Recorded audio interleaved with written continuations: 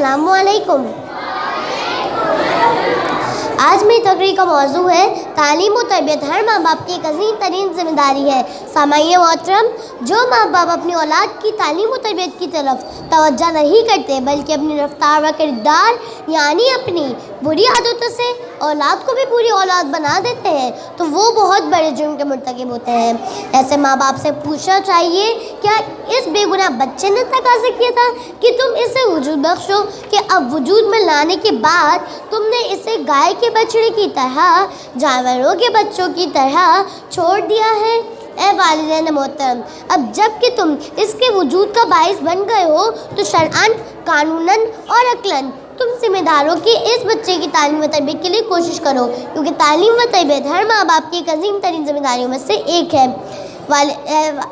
सामान्य मोहतरम, माँ बाप मुआशरे के सामने भी जवाबदेह हैं। आज के बच्चे ही कल के मर्द और औरत है।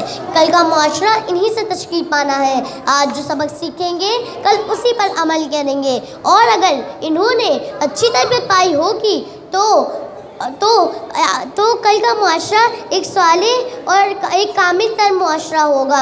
और अगर आज की नस्ल ने गलत तरबियत पर परवरिश पाई तो ज़रूरी है कल का मुआशरा भी फासिद तर और बदतर मुआशरा करार पाए। अज़ीज़ान गिरामी, कल के सियासी, इल्मी, समाजी शख्सियत इन्हीं से वजूद में आएंगी। आज के बच्चे ही कल के माँ बाप हैं। आज के बच्चे ही कल के मुरब्बी करार पाएंगे, और अगर इन्होंने अच्छी तरबियत पाई होगी तो अपनी औलाद को भी वैसा ही बना लेंगे, और अगर ऐसी माँ बाप मुआशरे के सामने एक अजीम तरीन जिम्मेदारी के हामिल होते हैं तो आइए आज से अपने बच्चों की सही तालीम और तरबियत के लिए कोशिश करें, ताकि कल रोज़ क़यामत अल्लाह और रसूल के और आइमाए मासूमीन के सामने सुरखरू हो सके। तो मेरी यही दुआ है, ए अल्लाह हमें अपनी औलाद की सही तालीम और तरबियत करने की तौफीक इनायत फरमाए। आमीन। सलावत।